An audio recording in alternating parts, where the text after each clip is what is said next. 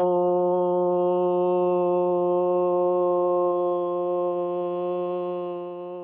सहना भवतु सहनौ भुनक्तु सह वीर्यं करवावहै तेजस्विनावधीतमस्तु मा विद्विषावहै।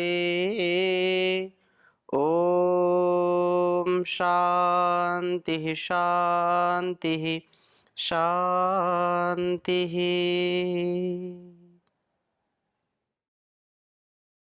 वैदिक जीवन पद्धति के आधार पर हम वेदोक्त वाणी व्यवहार का स्वाध्याय कर रहे हैं और इस स्वाध्याय में आप सभी सुधी दर्शक और श्रोतागण निरंतरता से इसको समझने का प्रयत्न कर रहे हैं।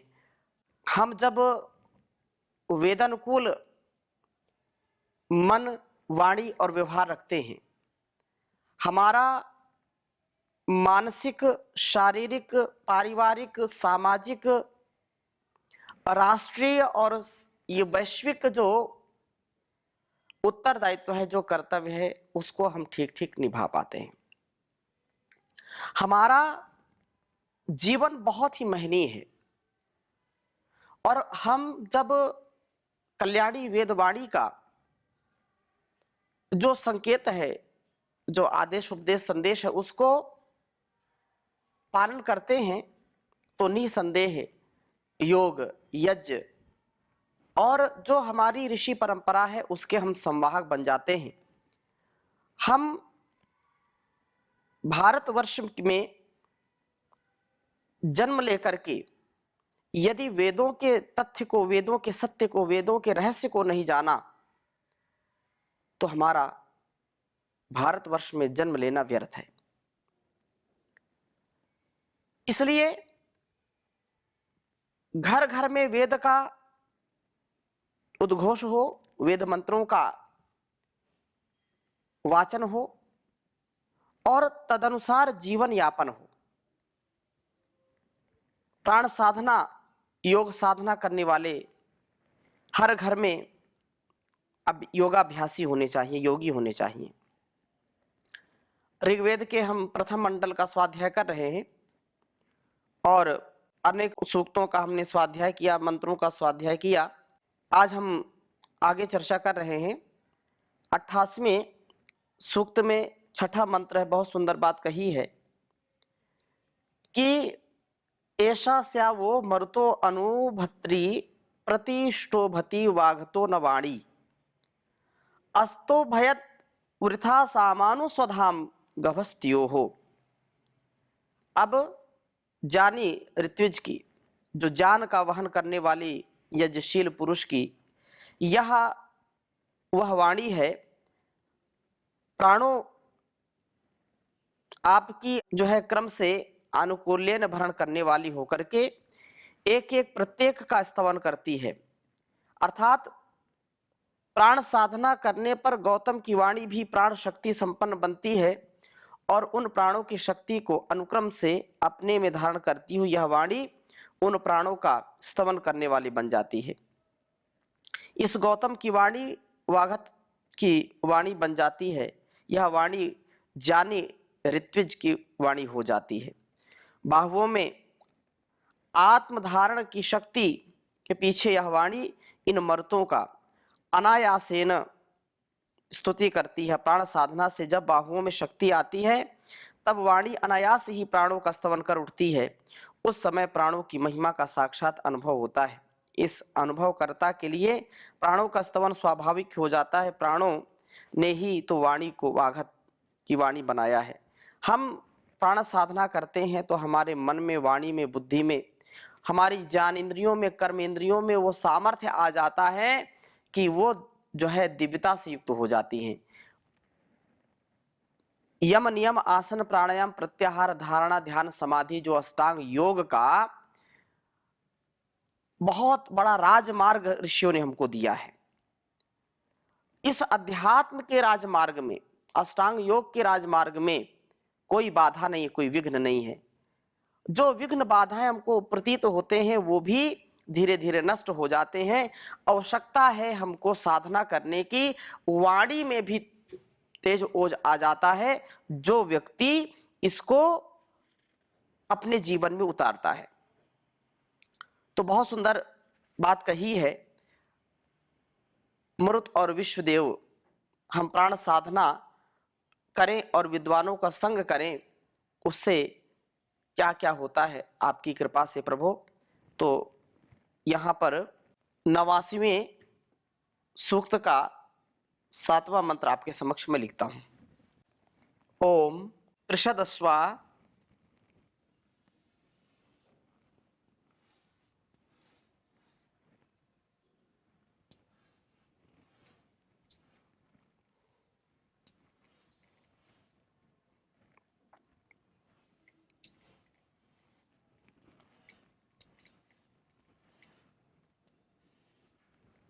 पृषदश्वा मरुतः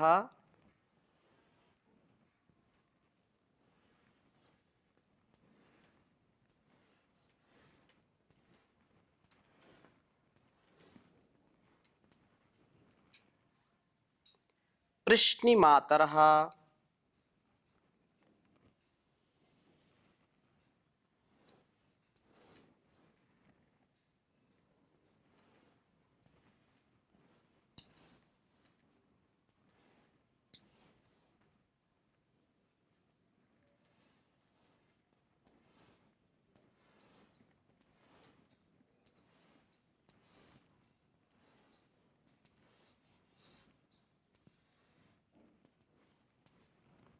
कृष्णिमातरः शुभम यावानो।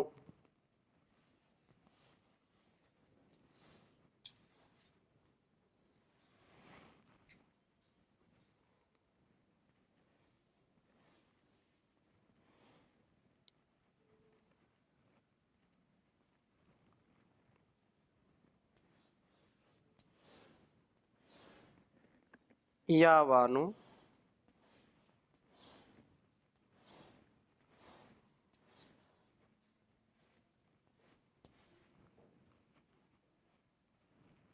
शुभम यावानो विदथेषु जगमयः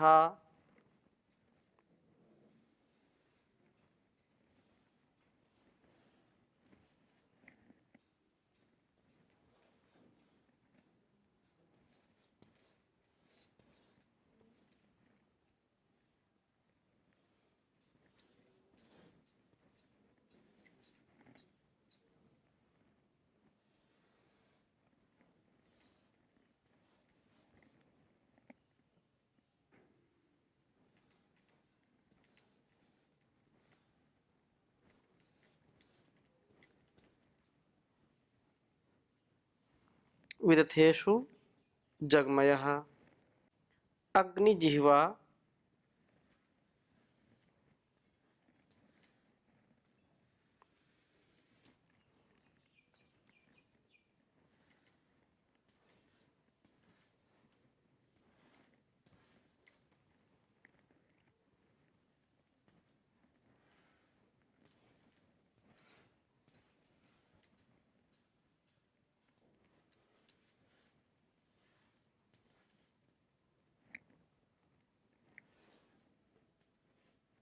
अग्निजिह्वा मनवः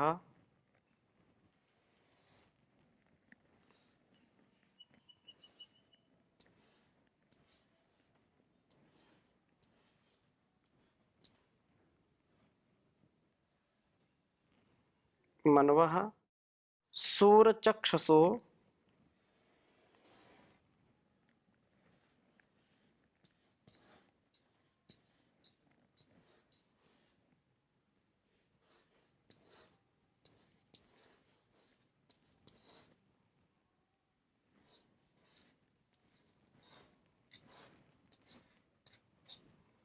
सूरचक्षसो विश्वे नो देवा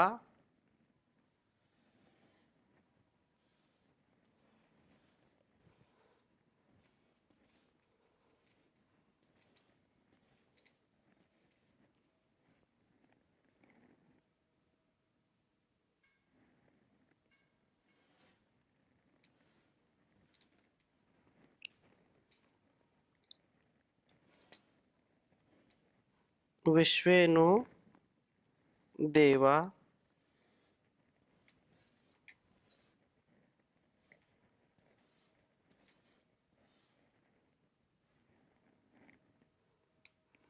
अवसागमन्यः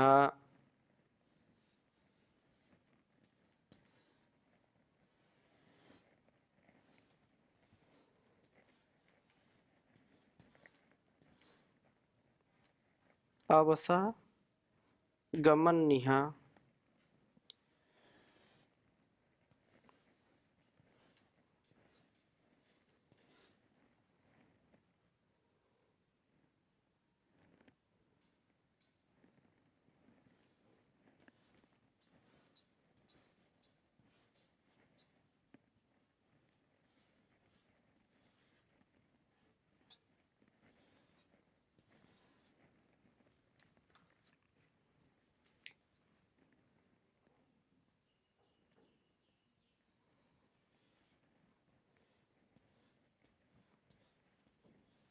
ऋग्वेद के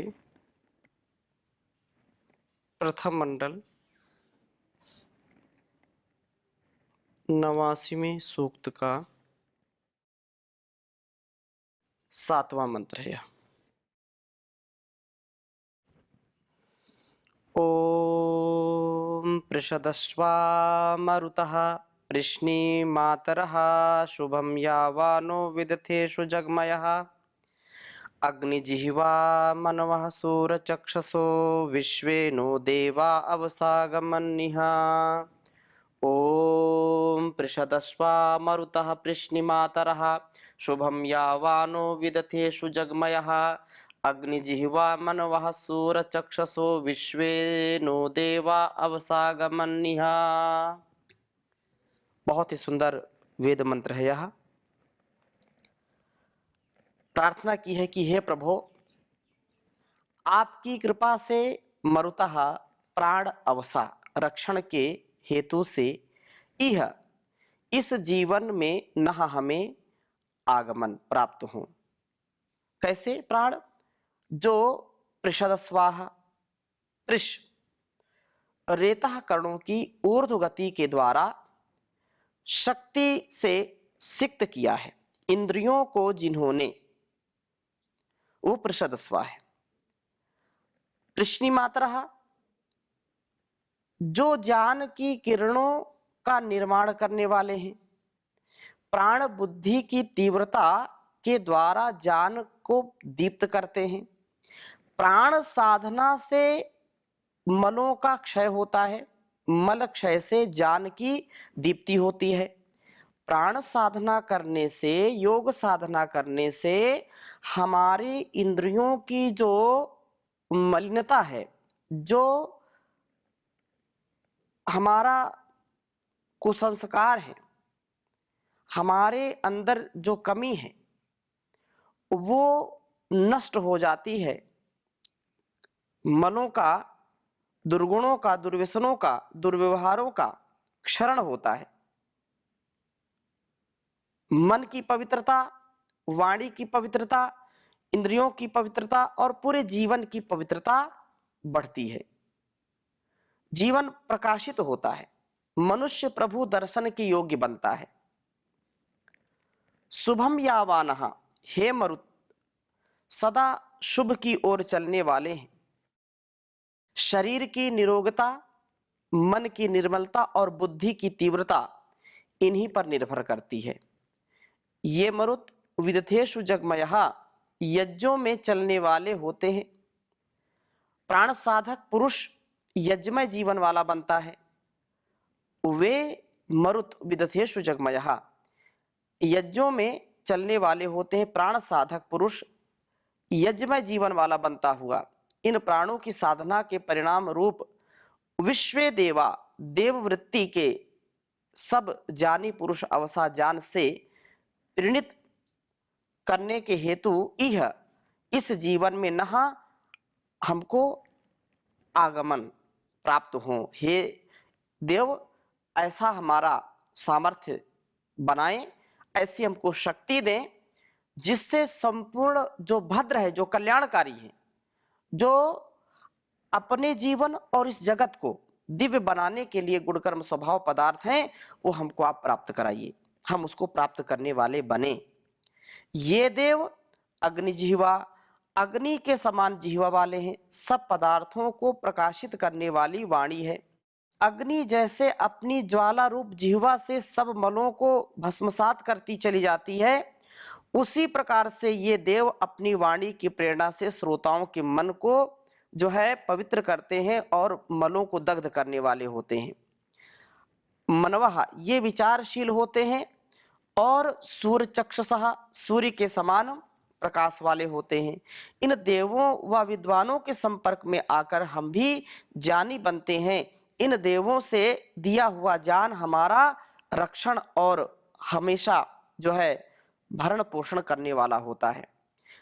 चर्चा यहाँ चल रही है कि अपने मन को, अपनी वाणी को, अपने संपूर्ण जीवन को यदि हमको पवित्र बनाना है तो देवों का संग करें, महापुरुषों का संग करें, जिनकी वाणी, जिनका व्यवहार, जिनके गुणकर्म स्वभाव बहुत ही उत्तम होते हैं, महनीय होते हैं, अनुकरणीय होते हैं, जिनका जीवन वंदनीय होता है, हम उनके संग रहें, उनकी जो है संगति प्राप्त करें।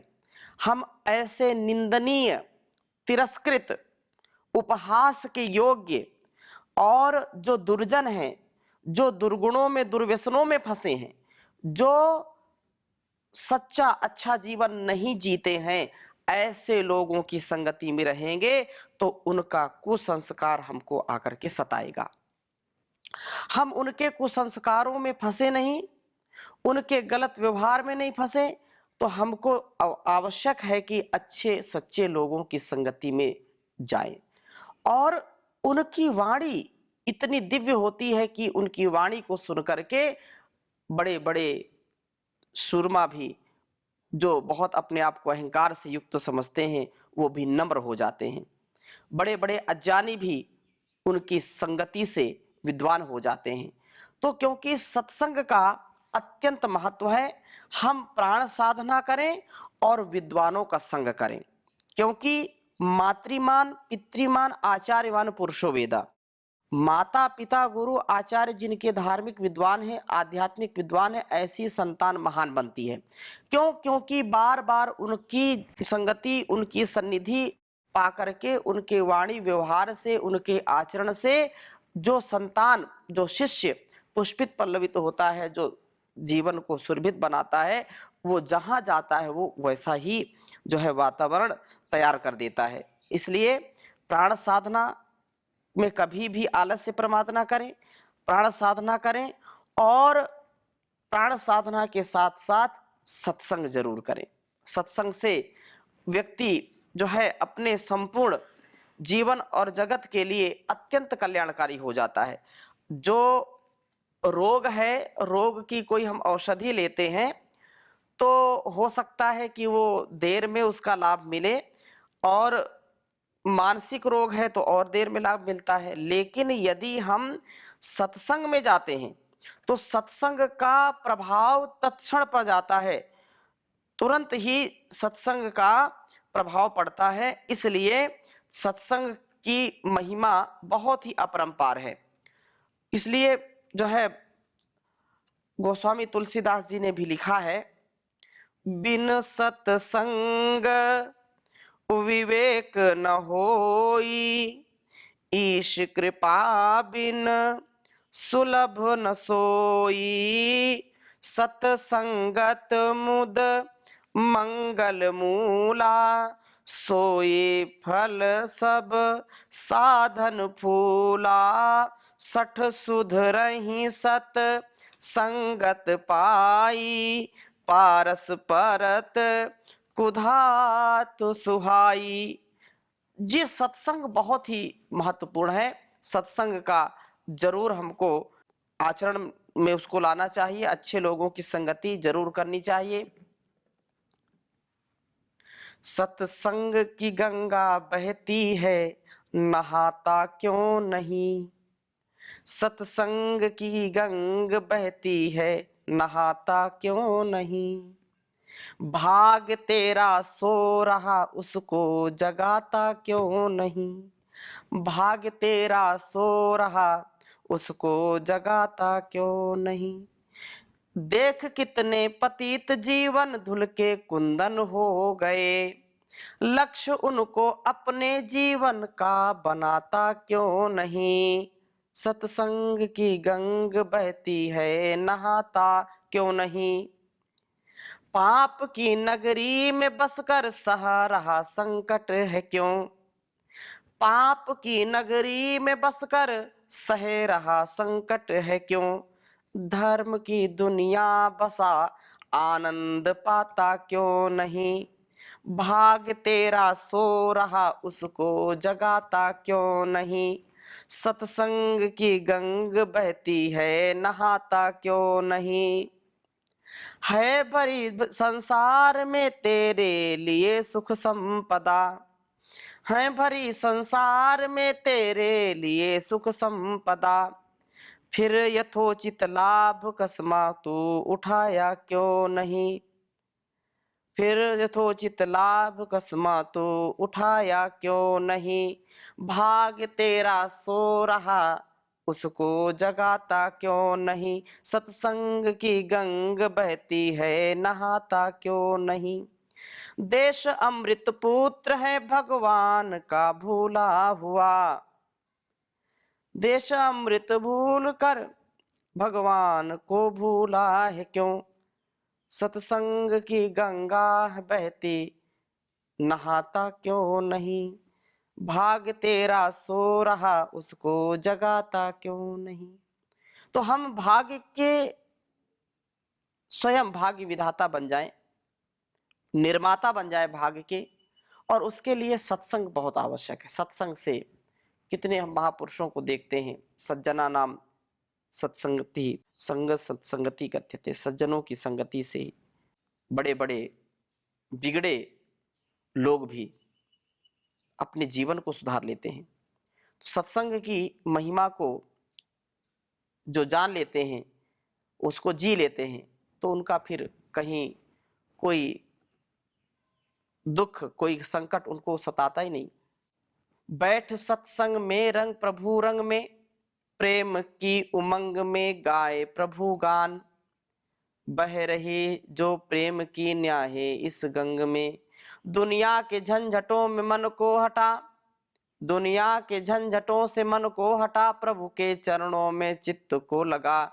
जीवन बिताए सुंदर ढंग से, बैठ सत्संग में रंग प्रभु के रंग में। प्रभु नाम गान करें नित्य प्रति, हम तभी भवो सागर से तर जाएं हम। भक्तों ने यह कहा प्रेम की उमंग में, प्रेम की उमंग में गाए प्रभु गान। बैठ सत्संग में रंग प्रभु के रंग में। तो हम प्रभु के रंग में रंगे और अपना जीवन ऐसे ही बनाएं, मन वाणी और व्यवहार को पवित्र बनाएं। आगे और हम चर्चा करेंगे, अब यहीं पर विराम ले रहे हैं। ओम शांति शांति शांति।